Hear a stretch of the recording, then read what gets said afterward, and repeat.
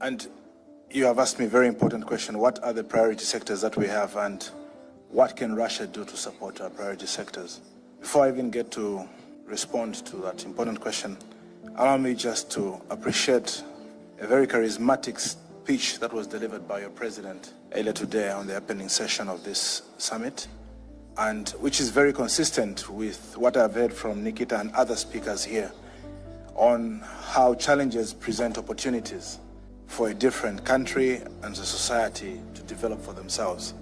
It brings us also to this time now where my country and other African countries, of course, have seen opportunity in a challenge. We are yet to recover from the challenges of COVID-19. And we saw how challenging it was for not only my country, Zambia, but Africa at large, to get access to the COVID vaccine and other supporting materials. I think Africa learnt its lesson in a hard way, where much of the support from the developed economies was held back from us. Few countries like yourselves, Russia, came on board, were among the first to respond to the call. And through this challenge, my country drew lessons that we have now to come up with solutions on how we support ourselves, we support our growing economy in an event that new challenges of this kind can come up. And to achieve this, we need to see who are our friends that can support us in this agenda.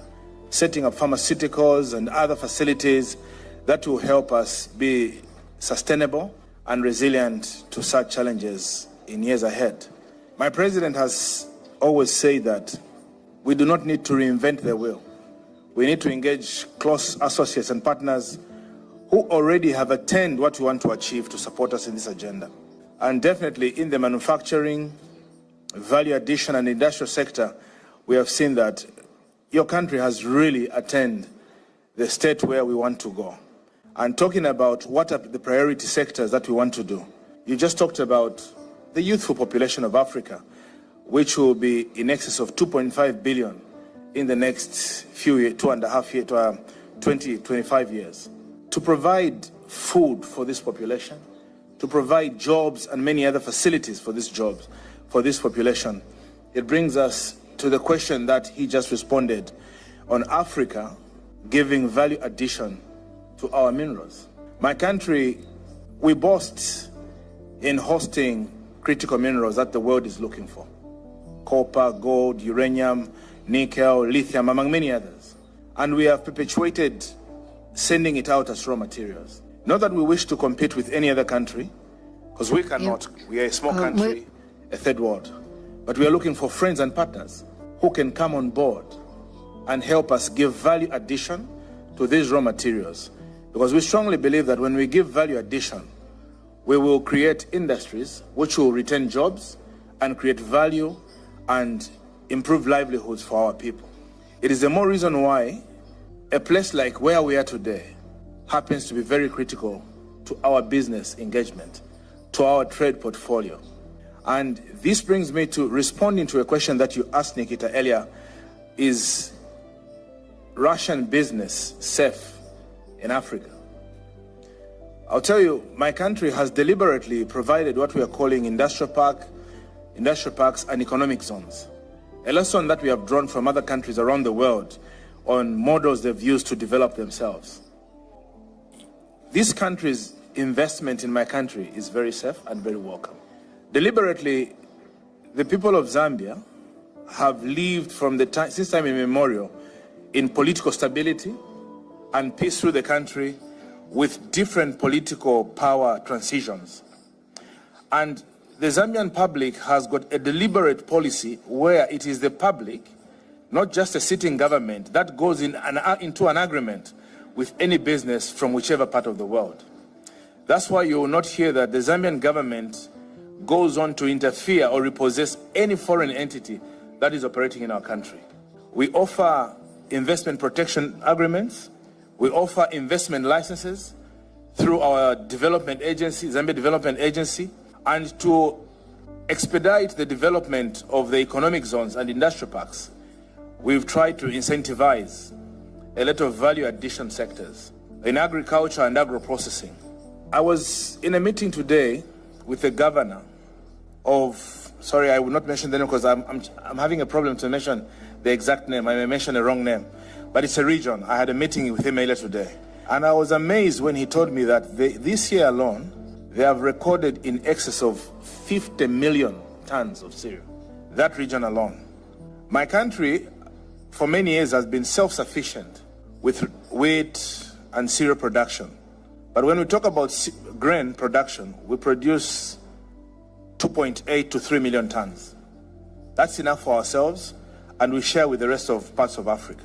But with climate change, some wars that are within the region, you find that our neighboring countries are all now depending on the 2.7 or 3 million tons of grain. So it has not only become enough for the rest of Africa, neighbors that we have, but even for ourselves, which has seen an increase in price, among many other things. So it's for this cause that I think we are in the right place where we've seen if a region can produce in excess of 50 million, and my country can produce 3 million tons, so we can draw lessons from each other. Where we can not only produce enough for ourselves and the neighbors, but we can maximize productivity. In this region, you are producing 6 tons of grain per hectare, but we are producing 1 ton per hectare. So there are a lot of lessons we can draw from yourselves. But definitely, it's not just about growing the grain. It's about giving value addition to it. And definitely, investment from this country, from Russia, into my country is assured of stability and protection.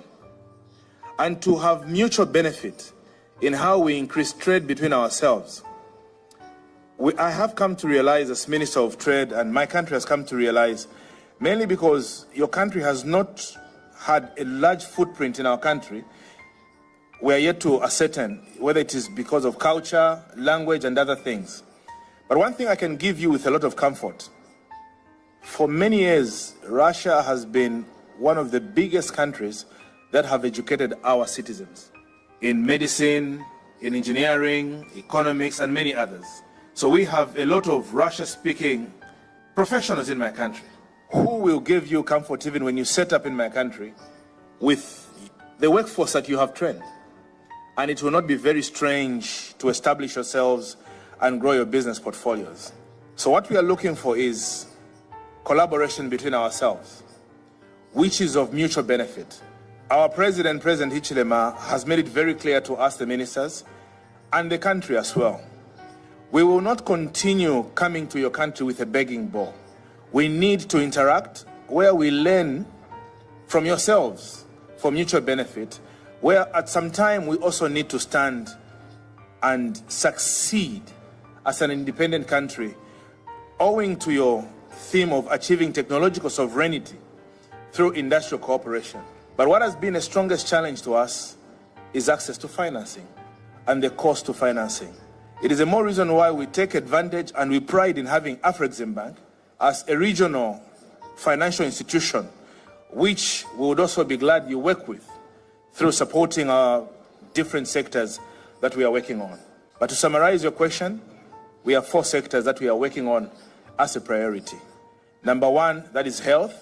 Africa for a long time has continued to externalize resources through sending patients into other regions of the world to be treated for cancer and other facilities.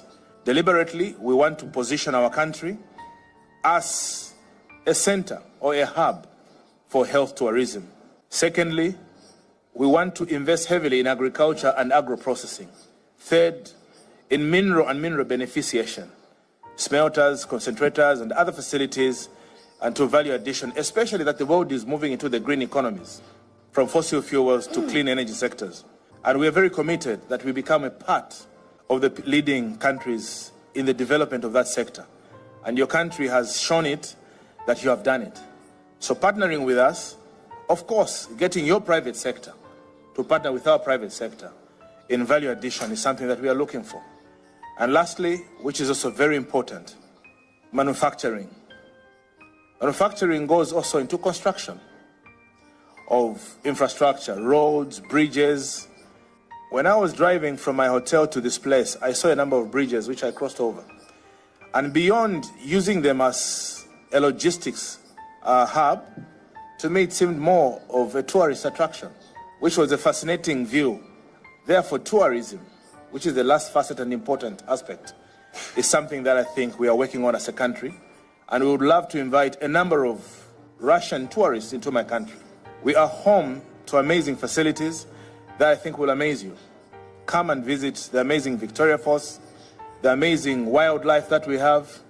I invited your governor, I will say this word, I hope I'll say it right. Is it Rostov region? I hope that's it. Oh yes, I had a meeting with him, so I invited him for a hunting expedition when he's ready to come and do it. So we want to invest heavily in the tourist sector, where we set up conventional facilities of this kind, hotels and other facilities.